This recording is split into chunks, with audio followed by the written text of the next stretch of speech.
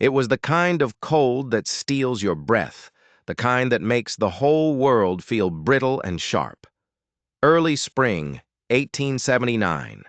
The wind howled across the high plains like a hungry wolf, and Jonathan McAllister was just trying to get the feed to the cattle before the last of the light died. He shifted the heavy sack on his shoulder, his boots crunching on the frozen mud, and that's when he saw it. A shape at his front gate. He dropped the sack. Feed spilled across the ground, forgotten. It was a woman, barely standing, clinging to the rough wood of his gate like it was the last solid thing on earth. Her dress was ripped to shreds, her face was a mess of dirt and blood, and her bonnet was hanging on by a single, sad thread. She looked like she'd crawled out of her own grave and just kept walking. Jonathan didn't even think. He just moved. His boots pounded the hard earth as he raced across the yard. "Ma'am?" he called out, his voice rough. Her head lifted. Her eyes were wide, glassy, and completely empty. And then her legs gave out. She just crumpled. He lunged forward, catching her just before she hit the dirt. She was impossibly light in his arms, like a bird with broken wings. He could feel the fragile bones beneath the thin, torn fabric of her dress. She was breathing, but just barely. A shallow, shaky rasp. He didn't hesitate. He turned and carried her straight toward the house, barging through the door with his shoulder. The warmth of the cabin hit them, the smell of old coffee and wood smoke. He laid her down gently on the small cot he kept by the stove, his hands clumsy and shaking just a little. He brushed the matted hair from her face. A nasty gash ran along her temple, and her lips were cracked and bleeding. The torn fabric at her shoulder revealed a bloom of dark bruises that made his stomach clench. "Damn," was all he could manage to breathe out. He grabbed a cloth from the wash basin, soaked it in cool water, and gently dabbed at her face. She stirred at the touch, a low moan escaping her lips. Her eyes fluttered open. They were a pale, stormy gray, and filled with a terrifying confusion. "You're safe," Jonathan said, his voice softer now. "You're at my ranch. My name's Jonathan McAllister." Her throat worked as she tried to swallow. "Letty," she whispered, her voice a dry crackle. "Letty Winslow." He nodded. "All right, Letty.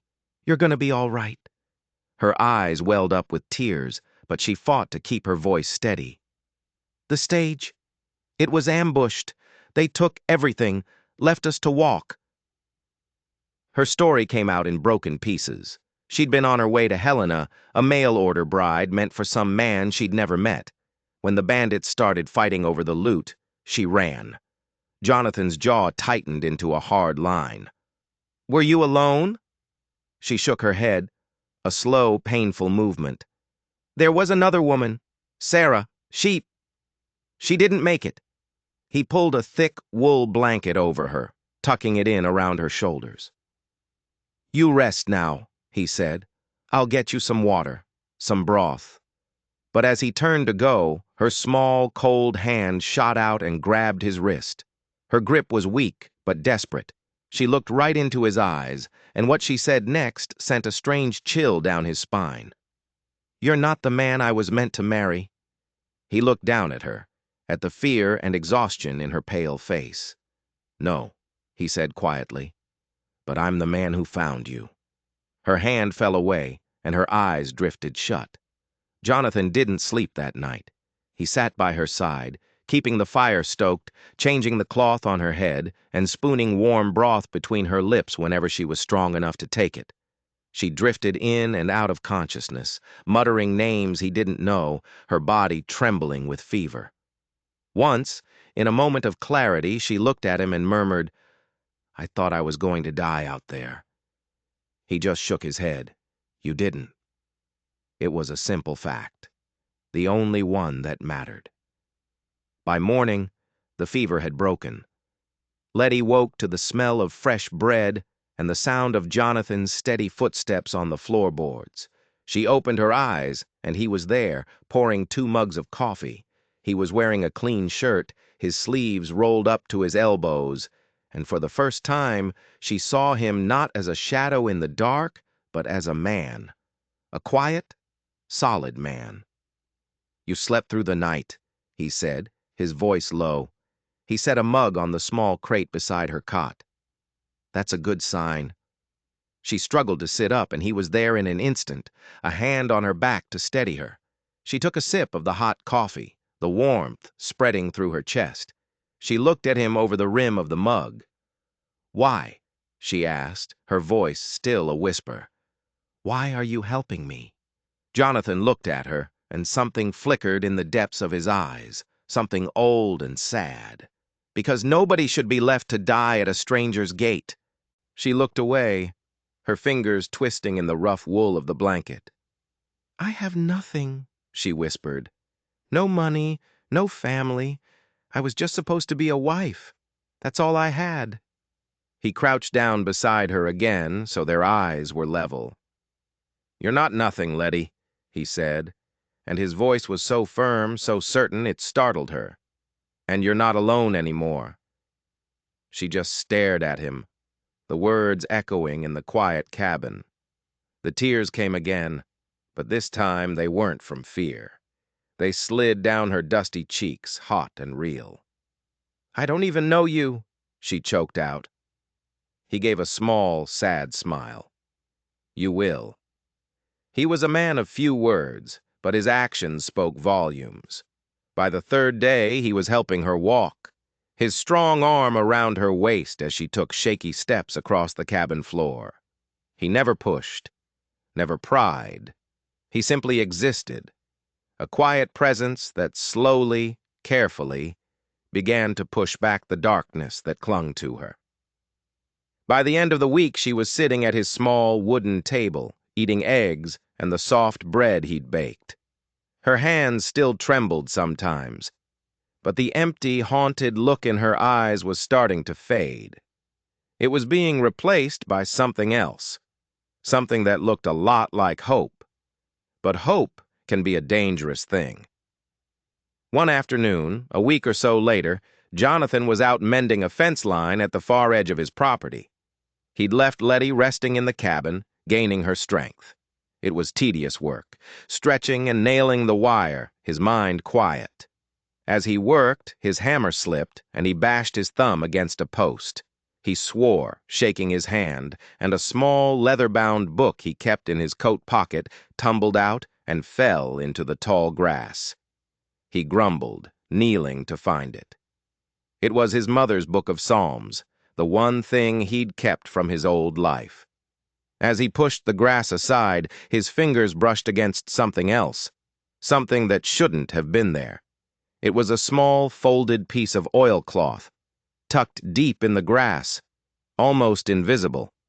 He frowned. He hadn't dropped this. Curious, he picked it up. It was heavy, and whatever was inside was stiff. He unfolded it carefully. Inside, nestled in the cloth, was a stack of papers, and on the top sheet, a crudely drawn face stared back at him. It was a woman's face. Underneath, in stark black letters, was a name, Lena the Ghost Calloway. And below that, a description. 5 feet, 4 inches, pale gray eyes, a small scar just above the left brow, wanted for armed robbery of the Black Creek stage. Reward, $500. Jonathan's blood ran cold, the scar. He'd cleaned the gash on Letty's forehead himself. It was in the exact same spot. He looked at the drawing again. It was rough, but it was her. It was undoubtedly Letty. He stood there for a long time, the wind whipping his hair across his face, the wanted poster trembling in his hand. The story she'd told him, the ambush, the other woman, the mail-order bride. It was all a lie. Every last word of it. The fragile woman recovering in his cabin wasn't a victim. She was a wanted outlaw, and he had brought her into his home. He slowly, deliberately, folded the poster and the oilcloth, tucking it deep inside his coat. He finished mending the fence, his movements mechanical, his mind racing.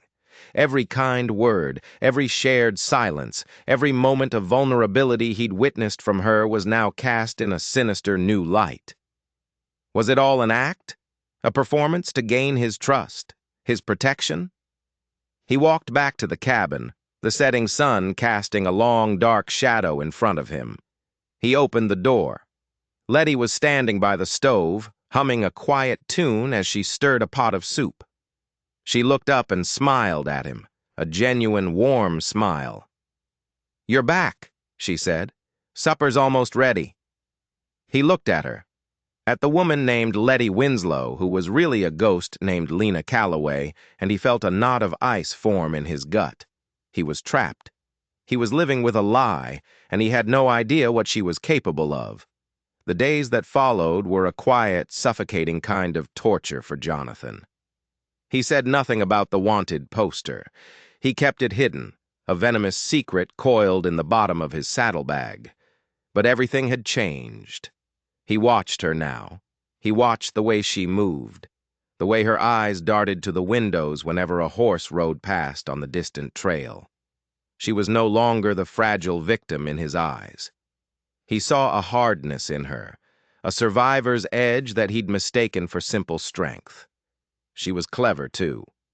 He noticed how she never spoke of her past unless he asked, and when she did, her answers were vague, like well-rehearsed lines from a play.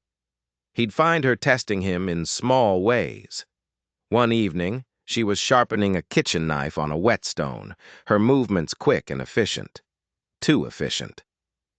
"My father taught me to keep a keen edge," she'd said, not looking up. Said a dull blade was a dangerous thing. The comment hung in the air between them, heavy with unspoken meaning. Jonathan started leaving his Colt revolver on the mantelpiece instead of tucked away in a drawer. Not to threaten her, but just to see what she would do. He'd watch her from the corner of his eye. He saw the way her gaze would linger on it. A flicker of something unreadable in her pale eyes before she'd look away. She never touched it. But he knew she could. He knew, with a certainty that chilled him to the bone, that she could probably use it better than he could. The tension in the small cabin grew thick enough to choke on.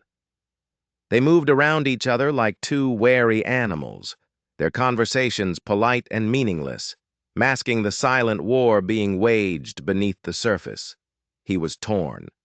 Part of him, the sensible part, screamed at him to ride into town and turn her in, collect the $500 and be done with her. But another part, a part he didn't understand, couldn't do it. He'd seen the raw terror in her eyes that first night. Whatever lies she'd told, that fear had been real. He was hiding a criminal, and he knew it was madness. But every time he looked at her, he saw a reflection of his own buried loneliness, his own desperate need to escape a past that wouldn't let go.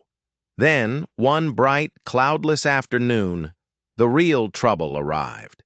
Jonathan was chopping wood, the rhythmic thud of the axe the only sound in the vast silence, when he saw the dust cloud on the horizon. It wasn't cattle. It was a single rider, moving fast. He watched, his hand tight on the axe handle as the rider drew closer. The man was dressed in a dark suit and a bowler hat, looking ridiculously out of place on the rugged plains. He rode straight up to the cabin, dismounted, and tied his horse to the fence post. He moved with a stiff, official purpose. Letty had seen him, too. She was standing frozen in the doorway of the cabin, her face pale, her knuckles white where she gripped the doorframe. The man tipped his hat. "Afternoon," he said, his voice clipped and businesslike. "Name's Agent Hobbs, Pinkerton Detective Agency." Jonathan's heart hammered against his ribs. He just nodded, saying nothing. Hobbs pulled a familiar-looking folded paper from his coat pocket. It was a wanted poster. "Looking for a woman," Hobbs said, his sharp eyes flicking from Jonathan to the doorway where Letty stood. "Goes by the name Lena Calloway. Robbed a stagecoach up near Black Creek a few weeks back. Responsible for the death of a guard. You seen anyone strange pass through here?" This was it. The moment of truth. All Jonathan had to do was say yes. Point to the woman in the doorway. His life would go back to normal, simple, safe. He looked at Letty. Her eyes were wide, pleading. She wasn't pleading for her life. She was pleading with him. In that split second, a choice was made. It wasn't a choice born of logic or reason. It was something deeper, something forged in the shared silence of the lonely cabin. Jonathan shook his head, looking the Pinkerton dead in the eye. "Haven't seen a soul," he lied, his voice steady. "Just me and my wife." He said the word without thinking, and he saw a flicker of shock in Letty's eyes before she smoothed her expression into one of quiet domesticity. Hobbs's gaze narrowed. He scrutinized Jonathan, then Letty, his eyes lingering on the faint scar above her brow. The silence stretched for an eternity. Jonathan could feel sweat trickling down his back. Finally, the agent grunted. "All right, then. If you see anything, you send word to Helena." He turned, untied his horse, and mounted. Without another word, he rode off, disappearing back into the shimmering heat haze. Jonathan stood motionless until the dust cloud was gone. He let out a breath he didn't realize he'd been holding. He turned and looked at Letty. She was still standing in the doorway, her body trembling. The mask of the simple homesteader's wife had fallen away, leaving behind the raw, terrified woman he'd found at his gate. He had just lied to a Pinkerton agent. He had just claimed a wanted outlaw as his wife. He had crossed a line, and there was no going back. He walked slowly toward the cabin, his boots heavy on the dry earth. He stopped in front of her. She didn't flinch. She just looked up at him, her pale gray eyes searching his. The silence was broken by her voice, a shaky whisper that cut through the air like a knife. "Why?" she asked. "Why did you lie for me?" The question hung between them, more dangerous than the Pinkerton's revolver. The power had shifted. She knew that he knew, and he had protected her anyway. He didn't have an answer for her. Not a real one. He just looked at her, at the woman who had turned his quiet, orderly life into a lie and said the only thing that felt true. "I don't know." But as the words left his mouth, he realized it was a lie, too. He did know. He was just as broken as she was. That night, the dam of silence finally broke. They sat at the small table, the lantern casting long, flickering shadows on the walls. The air was thick with unspoken truths. Jonathan finally pulled the folded wanted poster from his coat and laid it on the table between them. The crude drawing of Lena, the ghost Calloway, stared up at the ceiling. Letty didn't look at it. She just stared at her hands, her shoulders slumped in defeat. "My real name is Letty," she said, her voice barely a whisper. "Letty Calloway. Lena was my sister." The story that spilled out of her was nothing like the one she'd told before. It was raw and ugly and true. The Calloway sisters had been orphaned young, forced into a life of petty crime to survive.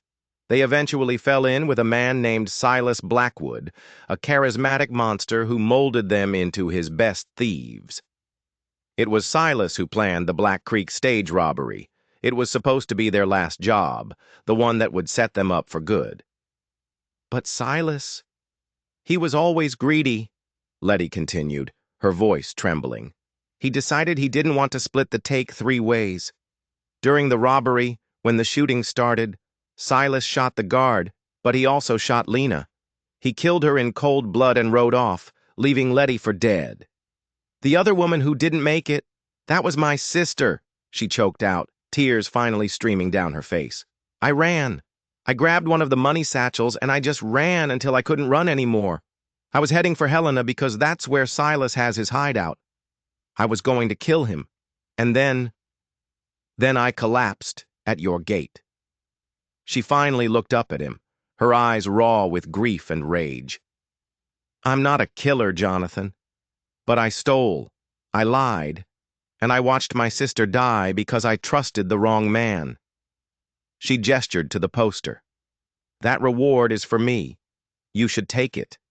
You should have taken it." Jonathan listened to her whole story without saying a word. When she was finished, a heavy silence filled the room. He didn't feel anger or betrayal. He felt a strange, hollow kinship. He pushed the wanted poster to the side. "We all got ghosts, Letty." And then, for the first time since he'd returned from the war, he spoke of his own. "My brother Samuel. He didn't just die at Vicksburg."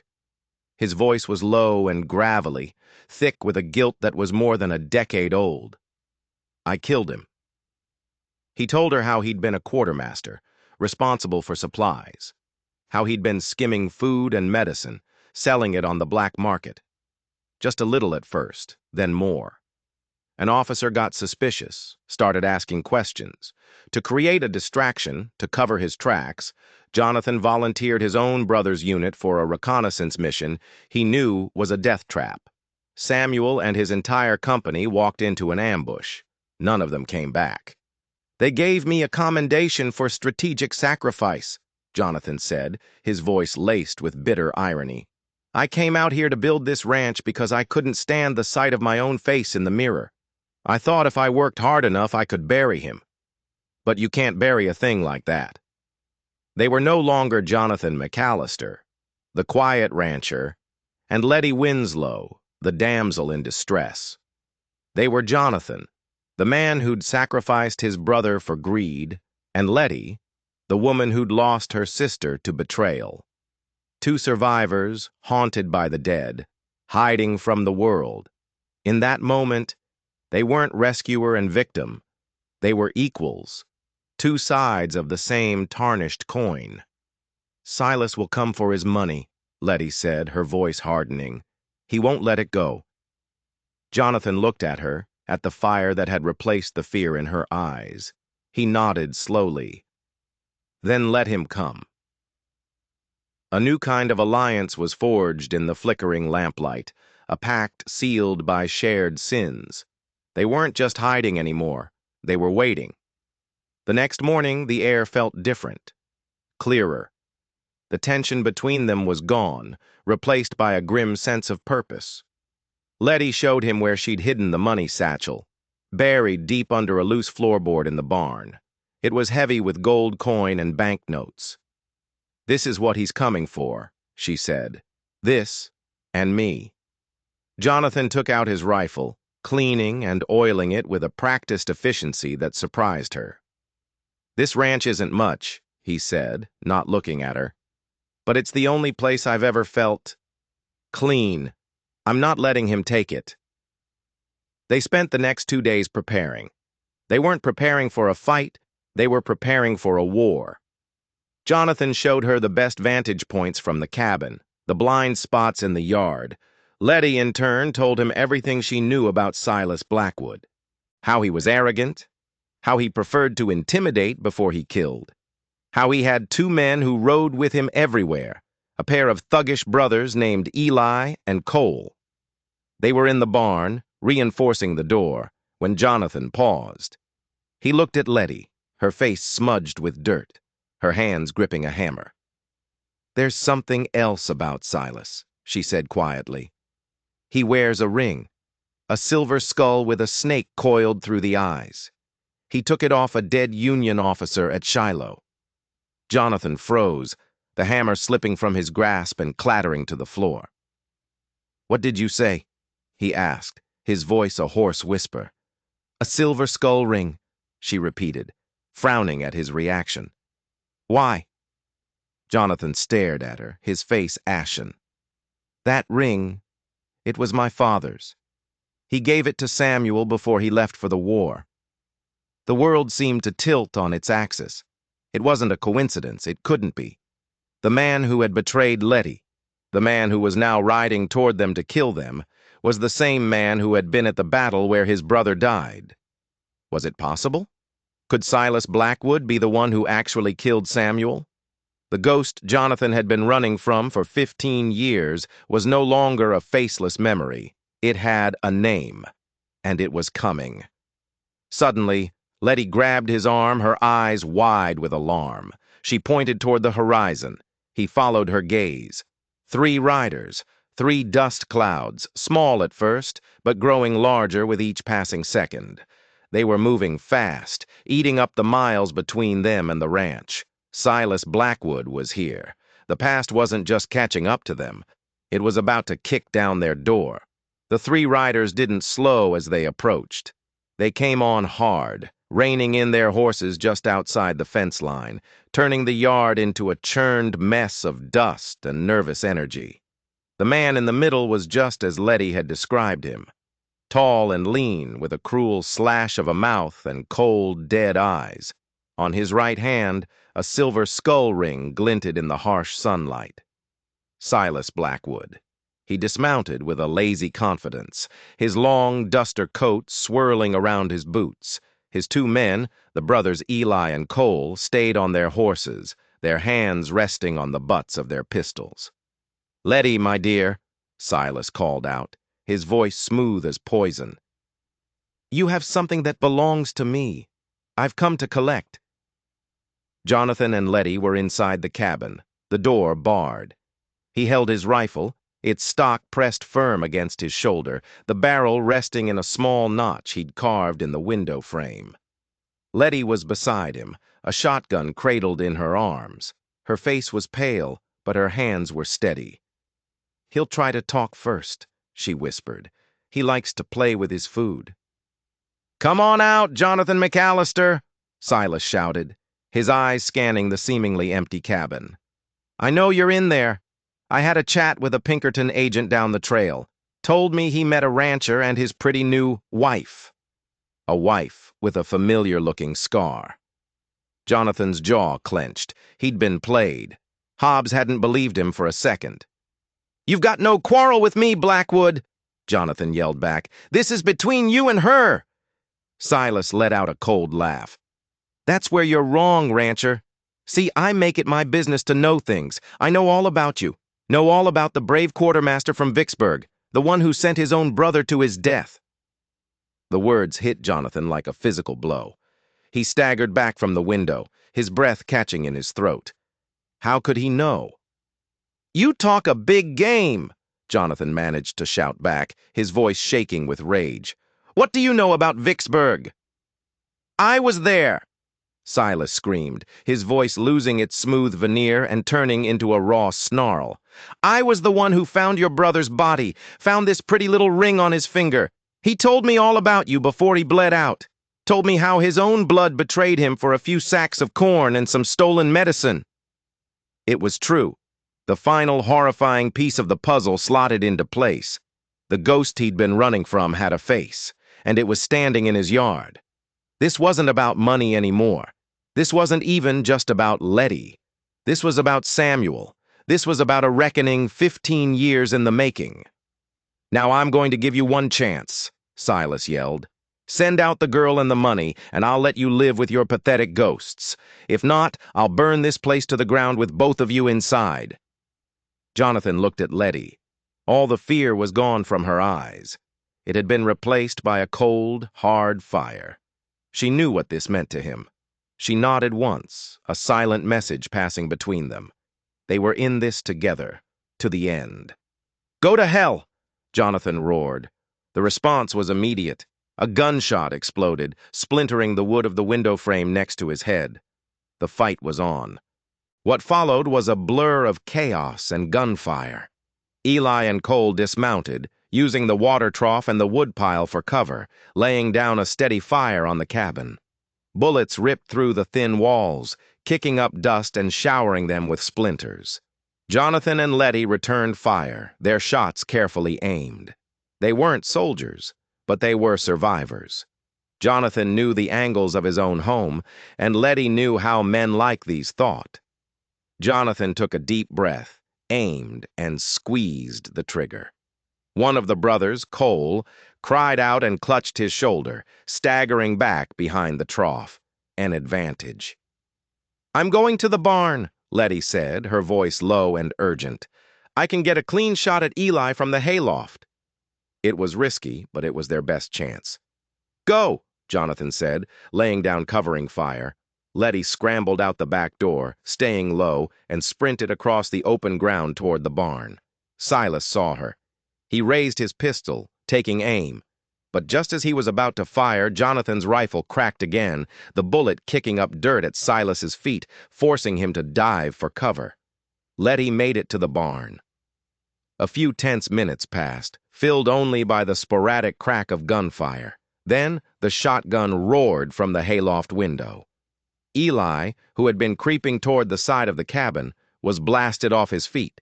He hit the ground and didn't move. It was just Silas now. He was pinned down, enraged. He started screaming threats, promises of what he would do to them. Then a new sound, the crackle of flames, a new smell, smoke. "I told you I'd burn you out," Silas shrieked. He'd set the side of the barn on fire. The dry old wood caught instantly. Flames licked up the walls, thick black smoke pouring from the hayloft. Letty was trapped. Panic seized Jonathan. He saw her face appear in the hayloft window, her eyes wide with terror, choked by the smoke. He had to do something. He burst out the front door of the cabin, rifle blazing, running straight at Silas. It was a stupid, suicidal move, but he didn't care. He wasn't going to lose her. He wasn't going to fail someone else he cared about. Not again. His charge caught Silas by surprise.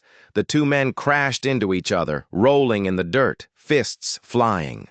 Jonathan was stronger, but Silas was faster, more ruthless. He pulled a knife, slashing at Jonathan's arm. Pain flared, hot and sharp. As they struggled, Letty appeared at the barn door, her face black with soot, coughing and gasping for air. She still had the shotgun. She raised it, her hands trembling, trying to get a clear shot. Silas saw her. He shoved Jonathan away and scrambled to his feet, grabbing Jonathan's fallen rifle. He leveled it at Letty. Everything seemed to happen in slow motion, the fire roaring in the background, the rifle coming up, Letty's terrified face. But Jonathan was faster. He lunged, not at Silas, but at his legs, tackling him, sending them both tumbling to the ground again. The rifle fired, the shot going wild, burying itself in the dirt. They grappled for the weapon, a desperate, brutal fight for control. Silas slammed the butt of the rifle into Jonathan's head. Stars exploded behind his eyes. The world went gray. Through the haze, he saw Silas stand over him, grinning, the rifle aimed at his chest. "This is for everything, you miserable coward," Silas hissed. But before he could pull the trigger, a shadow fell over him. Letty. She stood behind him, her face a mask of cold fury. In her hands, she held Jonathan's heavy wood-cutting axe. She swung it. The fight was over. The silence that fell over the ranch was deafening. The only sound was the crackle of the burning barn. Jonathan pushed himself to his feet, his head throbbing, his arms screaming in pain. He looked at the bodies of the men who had come to destroy them. He looked at the fire, now consuming the building where he had hidden his secrets. And then he looked at Letty. She stood there, covered in soot and blood, the axe hanging limply from her hand. She looked broken and beautiful and free. They didn't speak. There were no words for what had just happened.